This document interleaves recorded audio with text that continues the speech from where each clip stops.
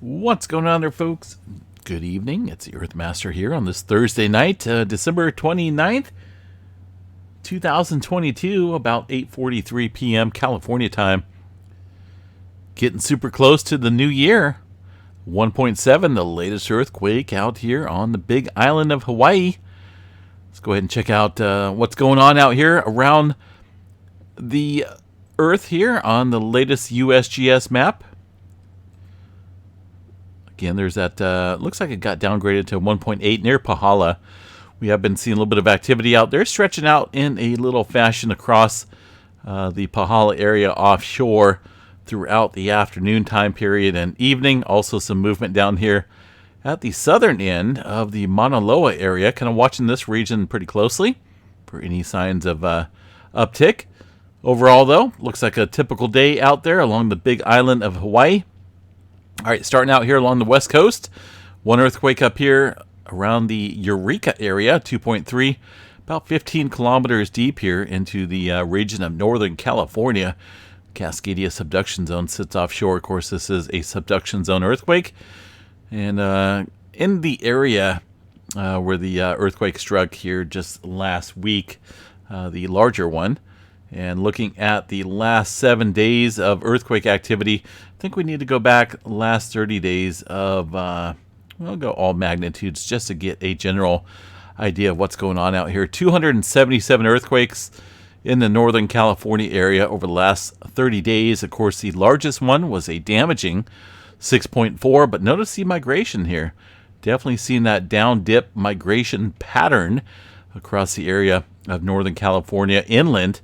This, again, is the Cascadia megathrust area, and it's not uncommon to see earthquake activity out here, but you just never know when one of these is going to be the one that triggers the potential megaquake out here.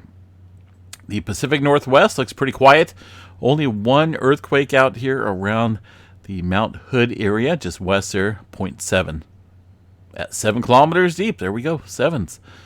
All right, Northern California, aside from that activity there around Eureka, pretty quiet. Not a whole lot going on across the Bay Area as well.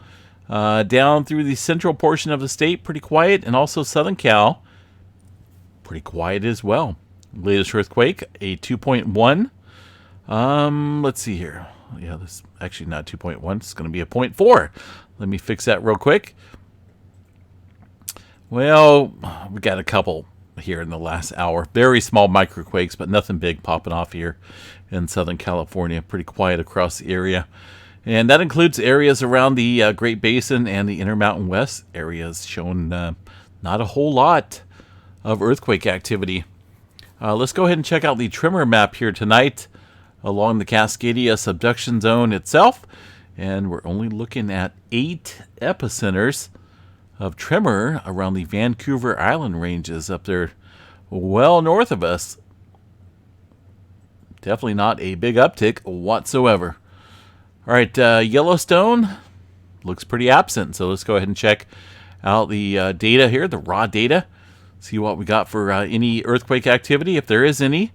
And it's, man, it's been the quiet spot out here in Yellowstone National Park, Wyoming. Things very quiet. Yeah, maybe a couple very small microquakes, but man, it's just, I wouldn't even count those. Across the inner area of the North American plate, things quiet as well. Across the North American Craton region, not a whole lot going on through Texas or Oklahoma, New Madrid seismic zone, or the eastern portion of the country. All very quiet right now. Across areas of the Puerto Rico region, of course, things continuing around the southwestern edge here of Puerto Rico.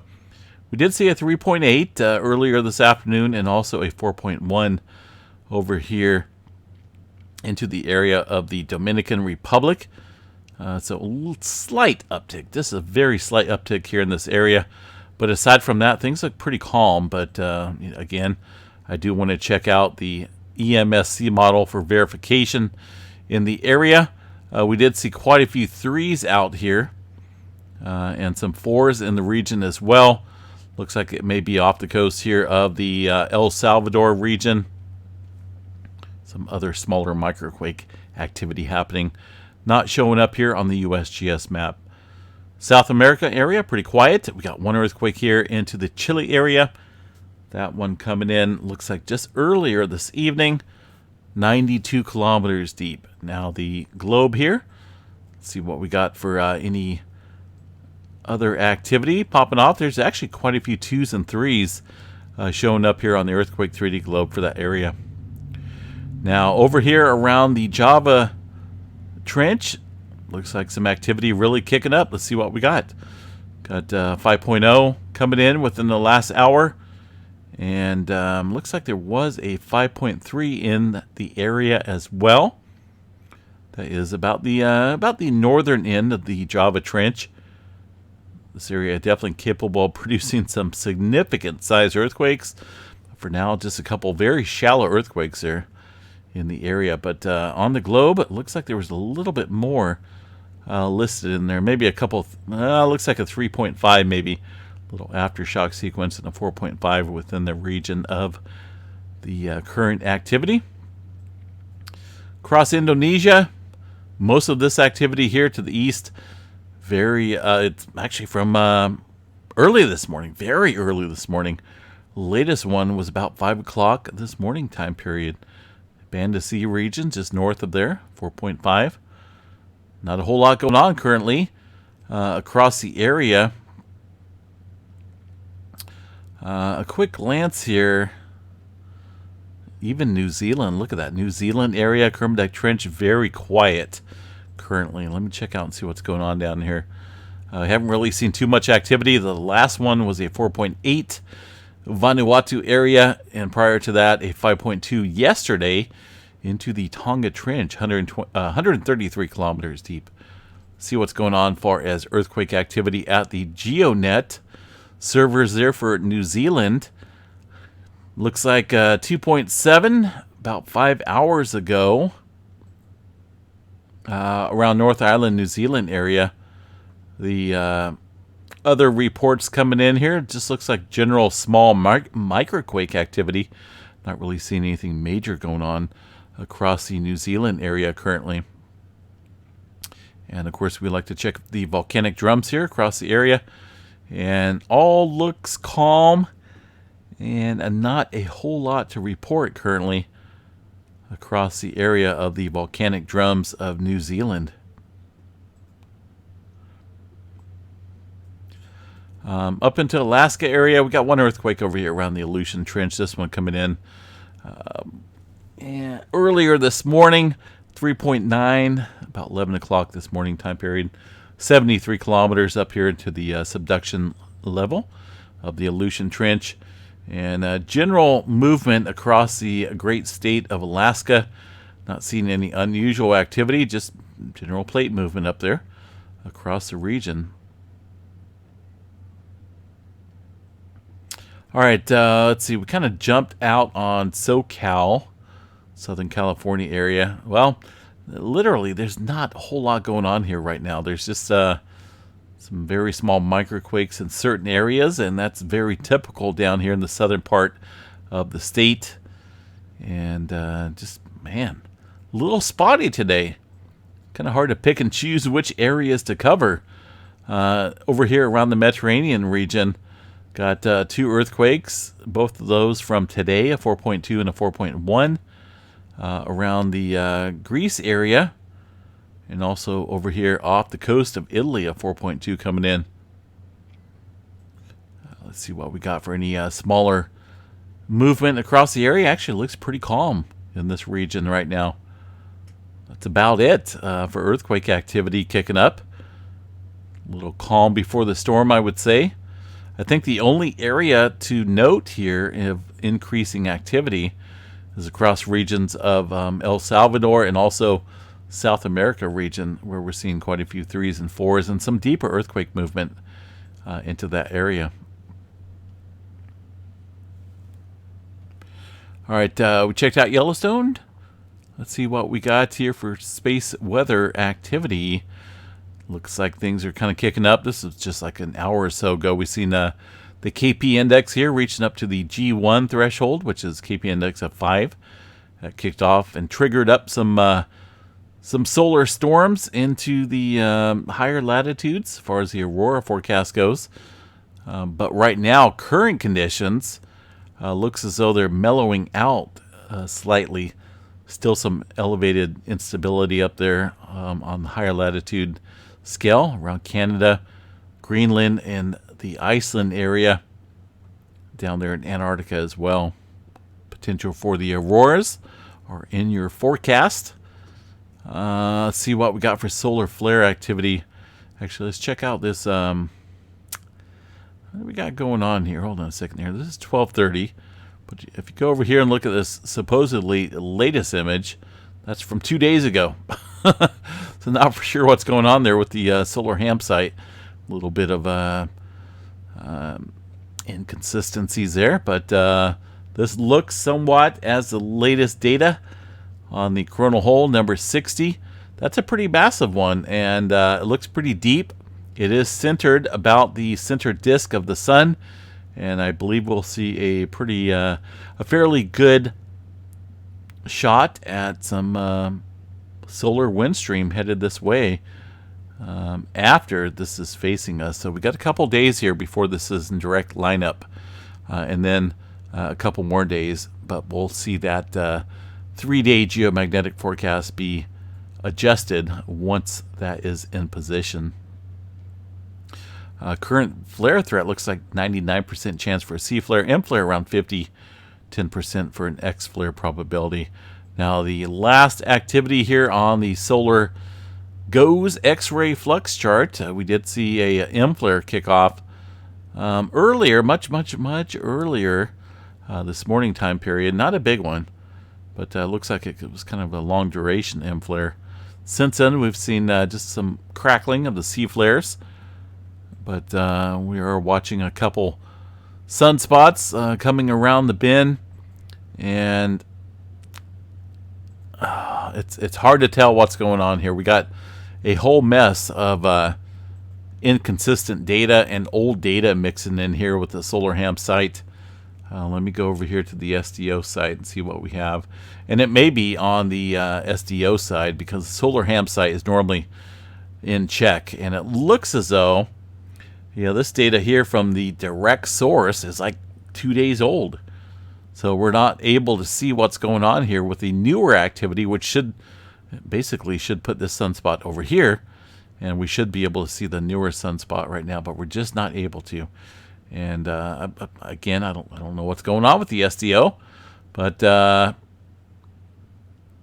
again, this is directly from the SDO site, so they're a couple days old. But that sunspot right here, definitely need to keep an eye on. This one's producing some interesting activity, and we'll watch that pretty closely. And hopefully things will get back. Let's back to normal. See what's going on here. Active region watch double flare. Now that's from that area I was just telling you about. New AR. That's going to be the newly assigned sunspot number. Looks like there was a double flare kicking off in M2.4 and an M2.2. And yeah, this is definitely magnetically complex, obviously, producing that type of magnetic, or at least that type of flaring activity. And we'll get a better look at it, the source during the next 48 hours. Yeah, but things are just the data. The data is pretty old, so I'm hoping they get things fixed tomorrow. Hopefully. Oh, check this out. We got things lighting up out here across the Java Trench right now. This is definitely a interesting hot area. Another 5.0 coming into the area of Sumatra. Definitely no stranger to some mega quakes out here off the coast of Sumatra, Indonesia area. Looks like about a 10-kilometer deep earthquake. We'll watch that pretty closely. Of course, this region does see historically some super large earthquakes. I do want to pull this up here real quick and see what we've had far as 7.0 earthquakes and above goes. For this area, since about we'll go 2000 and see what we have. I want to kind of draw a rectangle here around this area. of the region, and just kind of get a little view here, give you guys a little insight onto what this area is capable of. And wow, okay, so specifically within this area, looks like only a couple sevens. Is that right? Maybe let's draw a little bit. I guess that's right. Yeah, because that megaquake took place a little bit further up to the northwest. Let's see what we got here. Let's just double check. Yeah, there we go. 8.6. Yeah, I remember that one. That was a pretty big one. 8.4. A couple good-sized earthquakes here in that area, but most of the activity occurred around the northern end of the region of the Java Trench. Look what's missing out here. This is still obviously the Java Ridge, Java Trench area, and we have not seen any significant earthquake movement here in this region in the last 20 years. So that's what the geologists call a seismic gap. Just because one area up here has had a megaquake in the last 10 years, 15 years, 20 years, doesn't mean that there's not enough strain built up here in this area of the Java Trench. And that kind of looks like, let me see what we got here. Bring this back over. Yeah, we got a little bit on the northern end. Right around this bend area. Looks like we may be seeing some activity kicking up here. And there's really nothing over 7.0 in this area in the past 20 years. 22 years, I should say. But either way, we'll definitely keep an eye on that and see how it goes. All right, folks. So rain falling out here along the west coast. Looking pretty awesome in my book, I would say. I want to show you guys real quick the accumulated rainfall activity out here over the next couple days. We're going to go here to the precipitation and total accumulated precipitation amounts over the next couple days here from Tropical Tidbits, which is actually a pretty cool system weather model that I use for looking at weather, and also storm chasing when I'm out during the peak season. So this goes to about January 12th. Look at some of those rainfall rates into the coastal range of Northern California. We're talking about 14 inches of rainfall. I'm actually underneath a flood watch right now here in the Sacramento Valley due to potential excessive rainfall rates and runoff beginning Friday and into Saturday. The ground is pretty well soaked. Just, we've been in a drought, obviously, but we've been getting a little bit of rainfall, and it's been pretty consistent. And I'm not complaining whatsoever. I'll take floods over drought and a dry winter. Here in the Sacramento Valley where I live, we're looking at potentially 6 inches, 7 inches of rainfall over the next couple days. I would say next 2 weeks. This goes out to the January 12th time frame. And this area in the valley is squeezed out. I'd probably average it between 6 to 9 inches of rainfall here in the northern Sacramento Valley where I live. And that's pretty good. We need it. And I'm not complaining. No way. I will not complain about the wet weather. We need it. So either way, it's been kind of a light drizzle, light rain all day long. We're just now finally starting to get some heavier precipitation and coming up on an inch of rain since about midnight. So that's good. That is definitely good for us. If you guys know, if you guys watch my members video in the summertime, you'll see my walnut orchards pretty much completely being destroyed by the drought and the 115, 120 degree temperatures that we had earlier this year. It was brutal. It was definitely brutal. I spent most of the summer in the swimming pool with the kids. Hopefully, we don't have that type of heat again. But either way, the rainfall helps out with the drought conditions out here in we need it. So I'm soaking it up. I'm not barbecuing tonight. I am not barbecuing. I'm going to save that for tomorrow with the bigger system that's coming in. A little bit more wind, a little bit more rain coming in for our Friday night, tomorrow night, and that's when I'll fire up the barbecue. Definitely.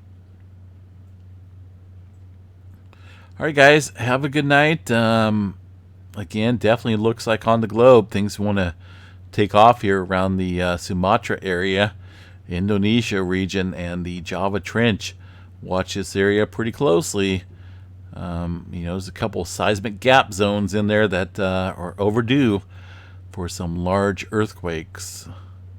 We'll catch you guys back here tomorrow sometime. Stay dry if you're out here along the West Coast. Peace out.